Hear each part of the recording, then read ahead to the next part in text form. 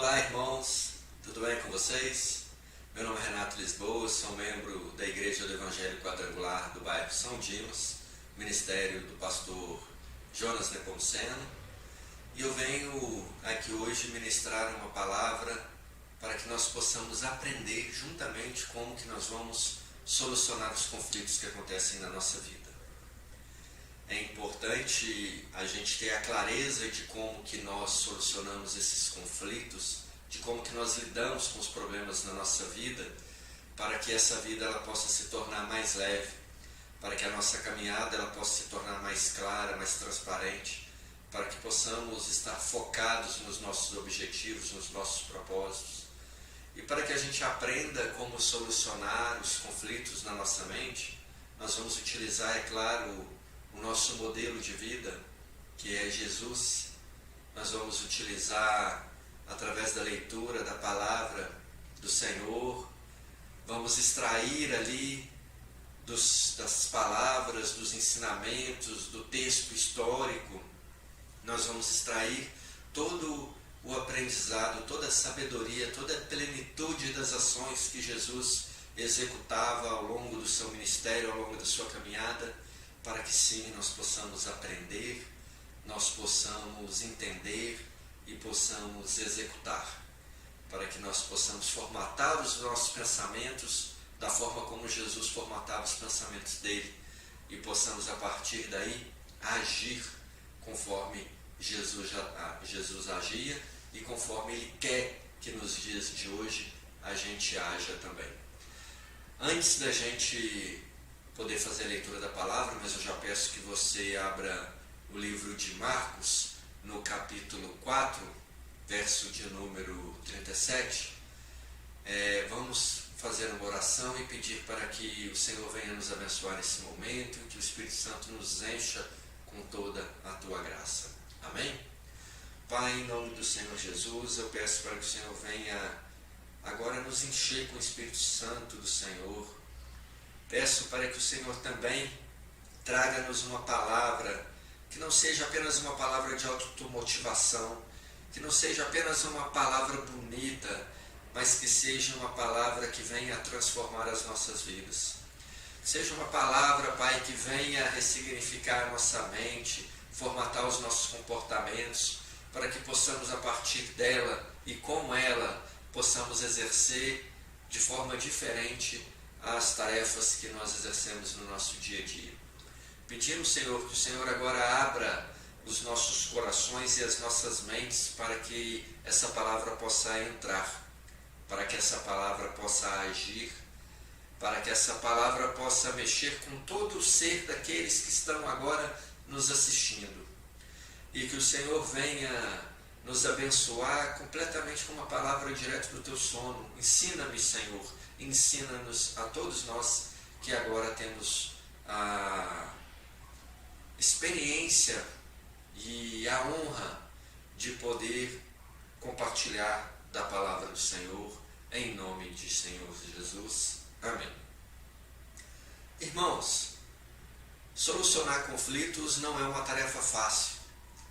Se fosse uma tarefa fácil, nós não teríamos conflitos.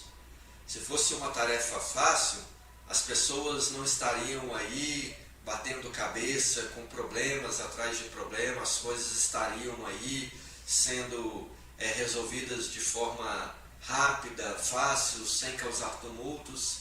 Mas no dia a dia não é isso que a gente tem acompanhado, não é isso que a gente tem visto. Principalmente agora, no momento em que a gente vive, que é um momento de pandemia, que é um momento em que nós, de repente, tivemos toda uma estrutura de sociedade feita uma ruptura, em que nós tivemos que nos isolar dentro das nossas casas, que nós tivemos que nos refugiar para esconder desse vírus maligno que se espalha por todos os cantos do mundo, trouxe mais desorientação, trouxe mais conflito, trouxe mais desesperança, mais desorientação. E muitas pessoas estão sem saber lidar com problemas. Muitas pessoas estão com problemas, muitas das vezes maiores do que aqueles que estavam antes da pandemia, justamente porque não se encerraram os ciclos daqueles que estavam na vida da pessoa antes da pandemia, e com a pandemia veio e surgiram outros e novos problemas, e as pessoas hoje estão com dificuldade de lidar com conflitos. Primeiramente, irmãos, eu gostaria de uma reflexão com relação à palavra distanciamento social. Porque o distanciamento social ele veio como uma fórmula eficaz para evitar com que a transmissão do vírus se propagasse de forma acelerada, de forma em que viesse a colapsar os hospitais, a rede de saúde pública e privada. Mas o distanciamento social ele foi interpretado de uma forma errada, equivocada. O radicalismo do distanciamento social trouxe o isolamento e a solidão para muitas pessoas. E na realidade o que nós precisamos não é do isolamento social, nós precisamos do isolamento físico. É o contato com as pessoas que transmite o vírus. Mas não quer dizer que o isolamento físico ele tem que ser também o isolamento das relações sociais. Ele tem que ser o isolamento das amizades, dos grupos de amizade, dos times de futebol, das mulheres da academia,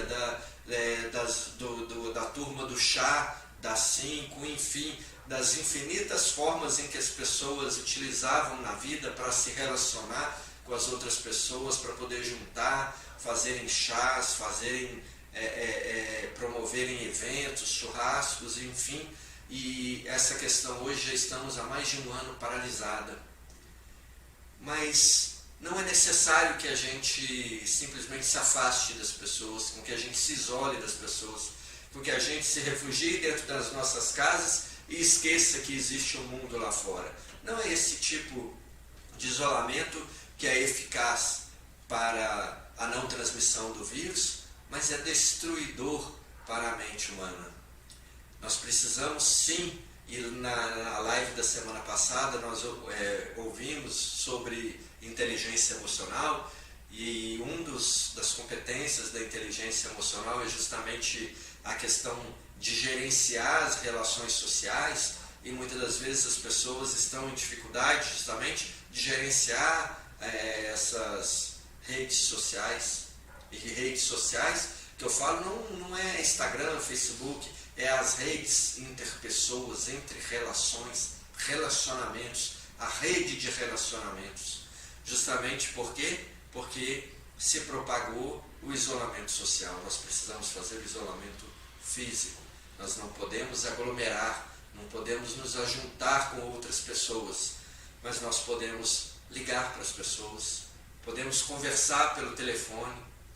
O vírus ele não transmite pelo telefone. Podemos fazer reuniões pelos aplicativos mais modernos hoje, os aplicativos que estão aí para poder fazer salas de bate-papos virtuais, em que as pessoas estão em suas casas, nos trabalhos ou em qualquer outro lugar, e entram e se veem e conversam e trocam informações e estreitam laços de amizade, laços de amor entre as pessoas. Então nós precisamos nos reinventar, amigos, nesse momento de pandemia. E mesmo após a vacina, após todos vacinados, realmente as aglomerações ainda vão ficar naquela situação, porque as vacinas elas têm uma eficácia que protege as pessoas, mas ainda assim as pessoas correm o risco de se contaminar, as pessoas ainda correm o risco de se infectar com o vírus, e as vacinas vão ser aí recorrentes ano a ano, para que a gente possa fazer um novo estilo de vida, a gente possa reconstruir a nossa vida a partir dessa situação. Mas pense bem como que você está lidando com essa situação nesse período de pandemia. Você simplesmente, após a pandemia, não ligou mais para os amigos, não conversou, não fez nenhuma reunião ali pelo WhatsApp, pelo Facebook, você não fez nenhuma reunião virtual. você não se aproximou daquela galerinha, daquela turma que você sempre se encontrava, você não precisa se afastar dessas pessoas. Não se isole do mundo, não crie mais esse problema para a sua vida. Nós temos que nos reinventar. As empresas estão se reinventando, né? A pandemia acelerou os trabalhos de home office, a pandemia acelerou o ensino remoto, o ensino à distância, e a pandemia tem acelerado muito a tecnologia para nos proporcionar inovações que nos ajudam no nosso dia a dia a estabelecer uma certa normalidade nos nossos afazeres. É um pouco diferente, mas é aquilo que a gente tem para fazer e é aquilo que a gente pode fazer para continuar fazendo aquilo que a gente gosta e principalmente gerenciando as nossas redes, que são importantes, as nossas redes de relacionamento. Não torne isso também uma situação de conflito na sua vida, ok? Vamos ler então Marcos capítulo 4, verso de número 37, peço para que você me acompanhe. Levantou-se um forte vendaval e as ondas se lançavam sobre o barco, de forma que se ia se enchendo de água. Jesus estava na polpa, dormindo com a cabeça sobre um travesseiro. Os discípulos o acordaram e clamaram: Mestre, não te importas que morramos? Ele se levantou, repreendeu o vento e disse ao mar: Aquiete-se, acalme-se.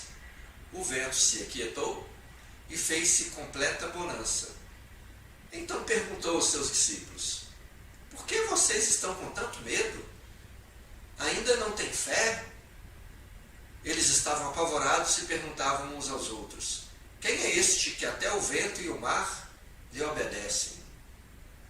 Veja bem, irmãos, que naquele barco, e a estrutura de barco naquela época era uma estrutura muito inferior de barcos que nós conhecemos no dia de hoje, a forma de se construir barcos, o material dos barcos, a engenharia para se construir barcos, era uma engenharia com pouca tecnologia, com pouca inovação, com pouco conhecimento.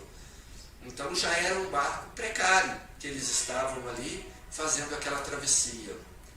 E ainda fazendo aquela travessia, eles pegaram ali o mar revolto. Estava entrando água dentro do barco, o vento soprava forte, provavelmente o barco balançava para um lado, para o outro, assustando a todos. E nesse momento a gente repara que Jesus estava dormindo. Jesus estava calmo, tranquilo.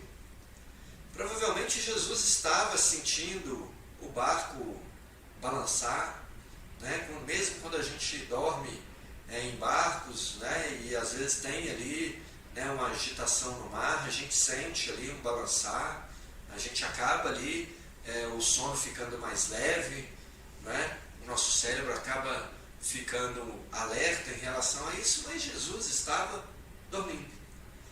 Não acordou com aquela situação. Jesus, ele não se preocupou com aquela situação. Ele estava ali descansando, ele estava dormindo. Porém, os discípulos que o acompanhavam estavam apavorados. E de tanto pavor que eles estavam, eles foram lá e acordaram o mestre. Eles foram lá e acordaram Jesus. E acordaram Jesus e passaram para ele a situação de conflito que eles estavam vivendo, porque eles estavam ali vendo a morte na frente deles. E aí eles foram questionar Jesus, que Jesus, não importa, né, que morramos, né? Ô Jesus, levanta aí, faz alguma coisa, porque olha a situação, né, que nós estamos aqui, que nós estamos passando aqui. Os discípulos ali, eles estavam vivendo um conflito. Pergunto para vocês, todos ali no barco estavam passando por uma situação de conflito? Não. Jesus não estava passando por uma situação de conflito. Jesus estava calmo, tranquilo. Jesus estava dormindo. Mas os discípulos estavam com conflito, estavam com medo. Eles achavam que ali era o fim da vida deles. E aí, sem mais o que fazer, provavelmente já deviam ter jogado tudo do que estava no barco para fora, e mesmo assim a água estava entrando. Provavelmente tentaram recolher as velas, porque o vento estava soprando forte. Provavelmente, né, tomaram todas as atitudes conhecidas na época para poder, né, manter ali a estrutura do barco intacta, e não conseguiram. E aí, como última solução, foram lá acordar o mestre.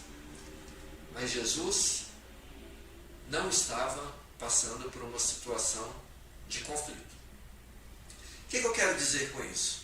Eu quero dizer que um conflito, ele sempre está na mente. Nem sempre uma situação de conflito é uma situação que todo mundo a enxerga assim. Os discípulos ali estavam enxergando aquela situação como conflito. Estavam tentando de todas as maneiras solucionar aquele conflito. Jesus não estava enxergando como conflito, tanto é que estava dormindo e continuou dormindo, só acordou porque foi acordado. Só acordou porque os discípulos foram lá no desespero para poder acordá-lo. Mas se não fosse assim, provavelmente Jesus continuaria dormindo. O que eu quero dizer, muitas das vezes, o conflito que a gente vê para outra pessoa não é conflito. Às vezes você arrumou seu quarto, e seu quarto é impecável, tudo arrumadinho, certinho, no lugar, e aí de repente chega lá os sobrinhos mais novos, e aí entra para dentro do quarto e bagunça o quarto todo. Para os sobrinhos, eles estavam ali querendo se divertir, se entreter, estavam querendo ali conhecer, às vezes curiosos, para poder mexer nas coisas, não tinha conflito nenhum. Mas para a pessoa que tinha organizado o quarto anteriormente, ao ver aquela situação, enxergou aquela situação como uma situação de conflito. E às vezes, para poder não levar aquele conflito adiante, a pessoa ainda engole. Mas aí ela começa depois a manipular a situação para evitar os sobrinhos voltarem na casa dela. Já se tornaram pessoas indesejáveis. Já se tornaram pessoas não aceitáveis ali naquele ambiente. E aí então, nas próximas vezes que às vezes os sobrinhos forem ali na casa daquela pessoa, ela vai colocar trancas no quarto para que eles possam não adentrar mais o quarto, para que não vire uma situação de conflito. Ou às vezes a pessoa vai pegar aquele conflito de ter visto ali o quarto todo bagunçado e vai brigar com os sobrinhos, e às vezes até sem entender a reação, né, daquela pessoa. Os sobrinhos, mas estava aqui, não era para mexer, estava aqui, não era para isso, não, ninguém falou que não podia. O que eu quero dizer, irmãos, é que muitas das vezes o conflito que a gente tem, as outras pessoas não sabem, nunca foi falado para elas que algo é algo que a gente gosta ou algo que a gente não gosta. Daqui a pouco a gente vai falar um pouco mais a respeito. E existem algumas maneiras da gente solucionar o conflito na nossa mente. Vou dar alguns exemplos para vocês. Bom, primeiramente, um conflito, ele está na nossa mente porque nós desenhamos o nosso mundo. Nós moldamos o mundo como ele deveria ser. Nós criamos no nosso mindset, na nossa cabeça, a forma como todas as coisas devem ser. Ou seja, você arrumou o seu quarto, para você aquele quarto tem que ficar para sempre assim. Você moldou-se para sempre organizado, para sempre perfeito. E aí quando vai alguém e mexe naquela perfeição sua ali, já vira um conflito para você na sua mente, porque não era aquilo que você tinha moldado em relação ao mundo. Dessa forma, como que você resolve essa situação? Bom, a primeira coisa é, ok, tudo bem, mexeram lá no meu quarto, vou lá, vou arrumar de novo. E vira uma situação sem conflito de novo e ok, está tudo bem. Ou então, você pode simplesmente aceitar que o seu quarto, tudo bem arrumado, é legal, é bacana, é bom, está igual você planejou, Mas se ele estiver desarrumado também está tudo bem e a vida segue normalmente. Muitas das vezes nós temos dificuldade em aceitar as circunstâncias da vida, mas muitas das vezes a vida traz circunstâncias que não tem alternativa. A gente tem que aceitar. E às vezes a luta constante é justamente por aceitar. Muitas das vezes as pessoas não querem aceitar. Lutam contra a aceitação. Lutam contra a vida. E às vezes é uma luta infinita. Vou dar mais 2 exemplos para vocês. Por exemplo, eu moro em Conselheiro Lafayette. É o fato que a vida trouxe. Eu moro em Conselheiro Lafayette. E o meu pensamento, o mundo como eu criei, a forma como eu desejo o mundo, eu gosto de morar em Lafayette. Então coincidiu. Essa situação de eu criar na minha mente o fato de gostar de morar em Lafayette, com o fato da vida ter trago eu morar em Lafayette, coincidiu, é uma situação sem conflito. Não é conflito. Eu gosto de morar em Lafayette e a vida trouxe que eu moro em Lafayette. Opa, casou. Beleza. Não é conflito. Mas, por exemplo, eu gosto de morar em Lafayette, mas eu moro em Belo Horizonte. Agora, já é uma situação que não casa, é uma situação que não se junta, porque eu gosto de morar num lugar e eu estou morando em outro lugar. É uma situação de conflito. Onde está o conflito? Na minha mente. E aí, como que eu soluciono esse conflito? Dessa forma, eu tenho como solucionar esse conflito de 2 maneiras. Se eu gosto de morar em Lafayette e eu moro em Belo Horizonte, então eu posso mudar para Lafayette. Então, opa, eu moro em Belo Horizonte, mas eu mudo para Lafayette. Virou uma situação sem conflito. Agora, tem uma outra solução também. Eu gosto de morar em Lafayette, mas eu moro em Belo Horizonte. Mas eu posso passar a gostar de morar em Belo Horizonte. E aí eu aceito que morar em Belo Horizonte é bom também. E aí casa a situação e a vida segue tranquilo. Essa situação é uma situação fácil, mas era só para você poder entender a relação entre o que acontece com a circunstância da vida e como a gente projeta a nossa mente. Mas tem uma outra situação que aí você vai ver que é um pouco diferente.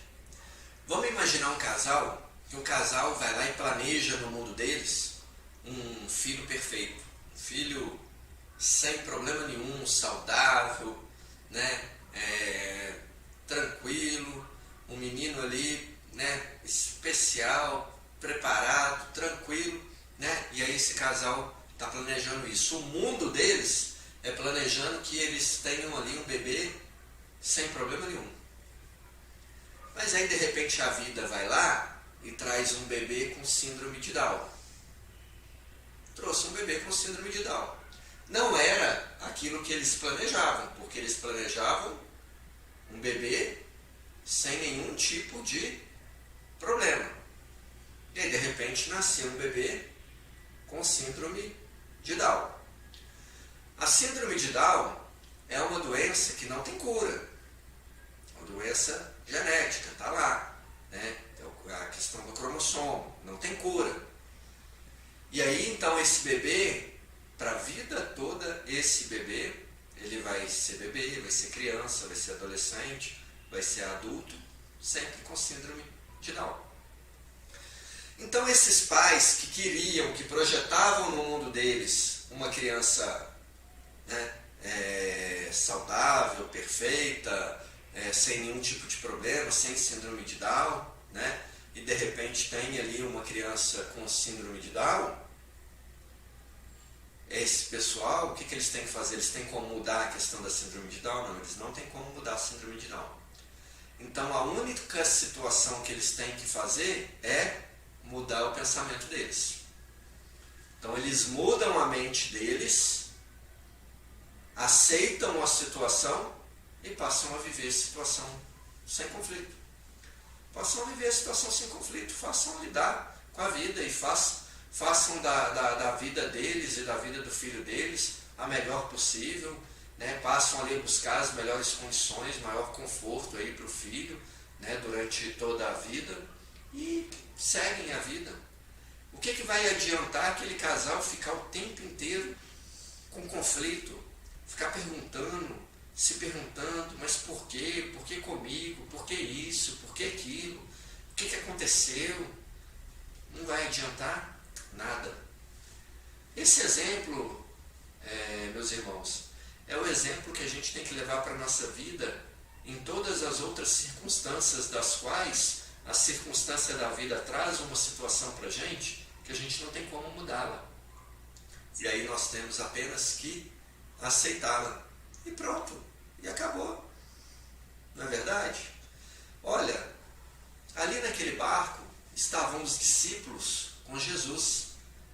Eles chamaram ele de mestre, não era? Então eram os discípulos com o mestre deles. Ali naquela oportunidade, eles já sabiam quem era Jesus, né? Por quê? Porque eles já haviam visto milagres que Jesus já tinha feito antes, eles já tinham visto muitas situações que Jesus já tinha feito antes, que convenceram eles a seguir Jesus. Pedro, depois de uma noite mal pescada, de não ter pegado nada, de repente encontra com Jesus ali, né, no amanhecer ali, depois de uma noite completamente decepcionante para ele, e aí Jesus manda ele jogar a rede mais uma vez, e aí Pedro joga, e foi a maior pesca da vida dele. E aí ele viu que aquele cara ali tinha uma coisa diferente, e aí ele passou a seguir ele a partir daquilo ali. E com todos os outros foram assim. Eles estavam dentro de um barco ali porque eles conheciam muito bem quem era Jesus. Conheciam, claro. Você entraria num carro hoje se você não conhecesse a pessoa que está dirigindo? Ou se você não soubesse quem é a pessoa que está dirigindo, simplesmente a pessoa parou na porta lá com o carro e mandou você entrar, você está entrando? E você já vai seguir viagem com a pessoa?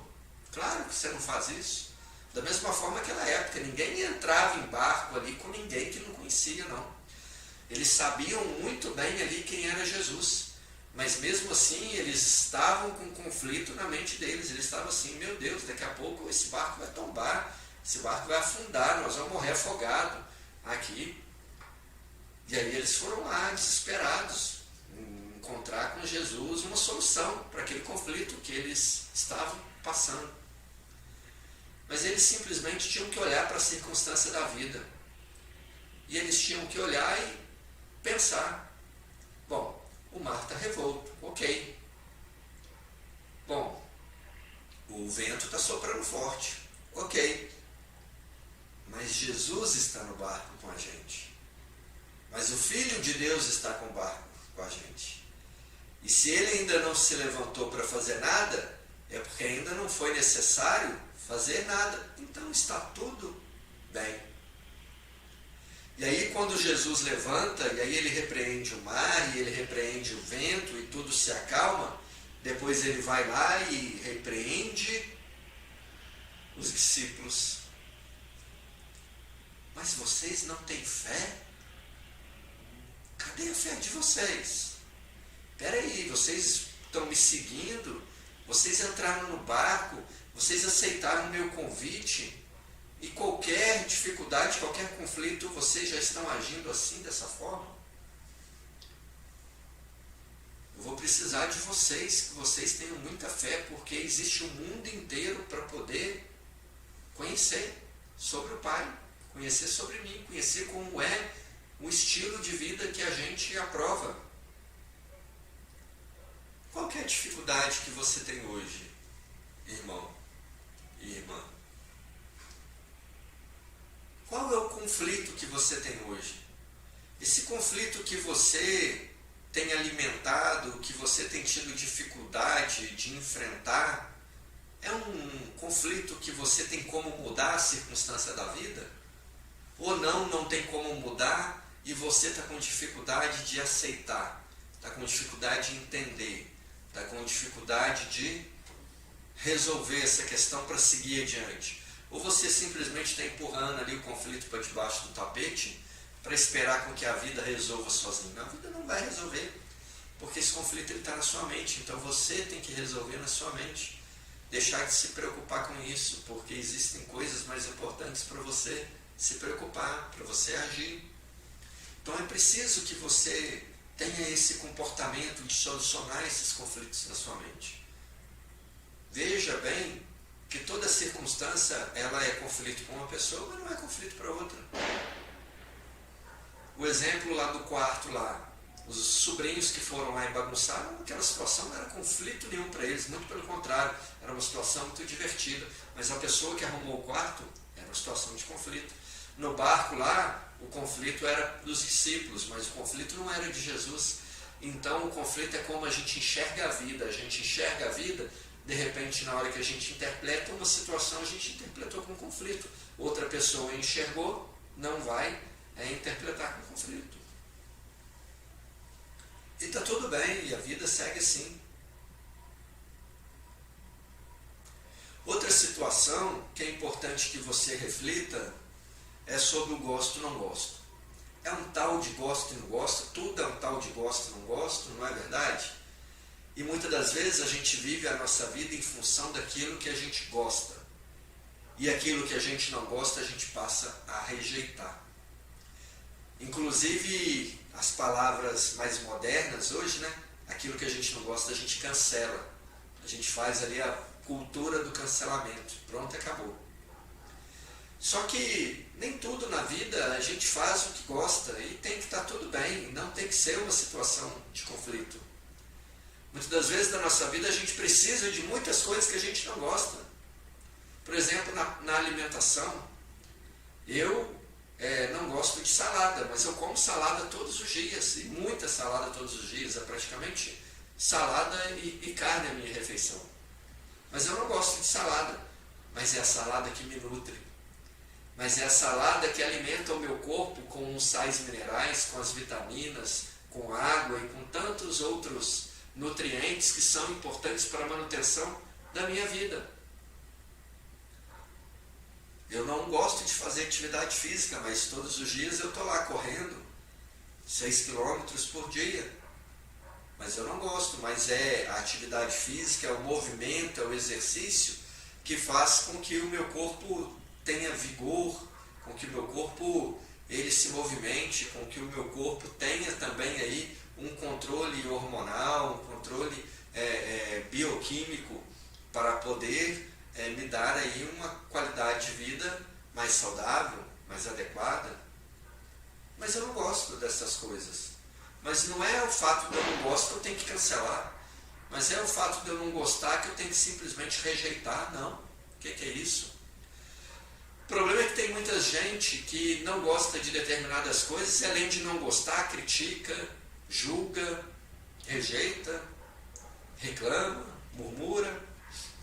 Às vezes tem uma mesa farta, cheia, com muitas qualidades de alimento, mas às vezes metade dos alimentos que estão na mesa a pessoa não gosta. Aí reclama, murmura.